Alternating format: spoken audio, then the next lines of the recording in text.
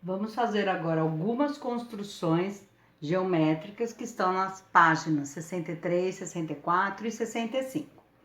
Vamos começar fazendo a divisão da circunferência e do círculo em partes iguais. A primeira divisão que eu vou mostrar é a divisão em 6 partes, porque ela é especial, ela é diferente das outras, né? Então, sempre que for desenhar uma circunferência, marca o centro. Aí nós vamos pôr a ponta seca do compasso ali. E com uma abertura qualquer, nós vamos fazer uma circunferência. Feita a circunferência, se eu quero a divisão em 6 partes iguais, eu vou escolher um ponto qualquer da circunferência e vou marcar com a mesma abertura do raio, mesmo compasso, não mexe nele. E vou fazer 6 marquinhas aqui, pegando exatamente o ponto que fica de cada uma delas em cima da circunferência, senão no fim não dá certo. Nós vamos fazer 6 marcas. E agora vocês vão ver a mágica. Esta circunferência está dividida em 6 partes iguais. Isso só dá certo para divisão em 6 partes iguais. Agora nós vamos ver como é que faz se eu tiver essa divisão para fazer ou o hexágono regular, que é o polígono de 6 lados, ou a divisão de um círculo em 6 setores iguais.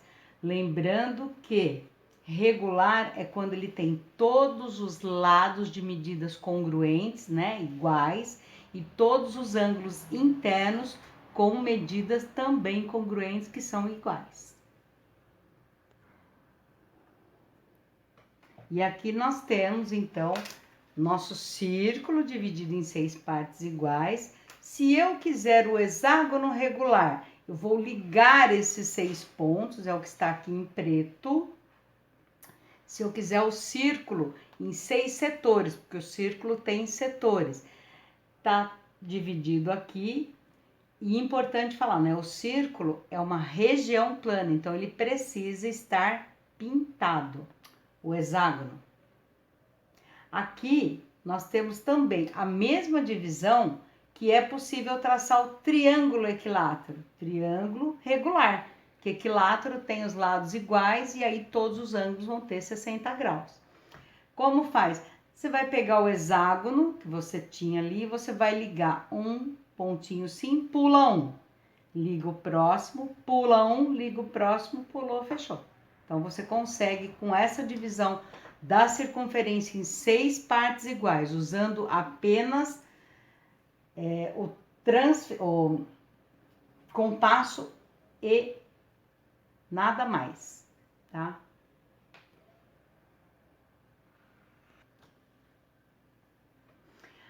Então, agora vamos ver. Divisão em 6, caso à parte, acabamos de ver. E se não for 6, qualquer outra quantidade que eu queira dividir um círculo ou uma circunferência, ou construir um polígono regular, que ele vai ficar inscrito numa circunferência, né? Quer dizer, todos os vértices vão tocar na circunferência. Então, a fórmula é 360 dividido por n. O que é n? O número de lados que eu quero construir. Por que 360? Porque nós vamos pegar uma circunferência que sempre tem 360 graus. Então, vamos fazer um exemplo de um eneágono, um polígono de 9 lados. Então, primeiro faz 360 dividido por 9 e nós vamos obter 40 graus. Constrói uma circunferência de qualquer raio e aí nós vamos traçar um dos raios. Por quê? Porque eu vou precisar apoiar o transferidor agora para pegar o ângulo de 40 graus. Então, meu vértice vai ser o centro, né? Nós vamos construir ângulos centrais. Então, vou pôr o centro do meu transferidor exatamente onde está o meu vértice, o centro da circunferência. O zero seguindo este raio que eu construí e 40 graus, vou pegar, ó, pelo lado de dentro, meu zero está aqui, então deu 40 graus, vou fazer uma marquinha, tiro o meu transferidor e aí com a régua eu vou traçar leve, né? Porque depois isso pode ser apagado. Aqui eu vou fazer com caneta para parecer melhor. E aí, ó, onde ele vai aparecer? Ele vai aparecer aqui, ó, tá? Eu traço na circunferência. Agora, não precisa ficar medindo tudo de novo, 40 graus a volta inteira. Você pega o compasso, ponta seca lá no raio e abre até onde ficou essa marquinha aqui. Trava o compasso nisso, o compasso está aberto em 40 graus, você vai fazer a volta inteira com essa medida, tomando sempre cuidado para não abrir nem fechar o compasso e para pôr a ponta seca exatamente no lugar onde está marcando o arco que você está fazendo na circunferência.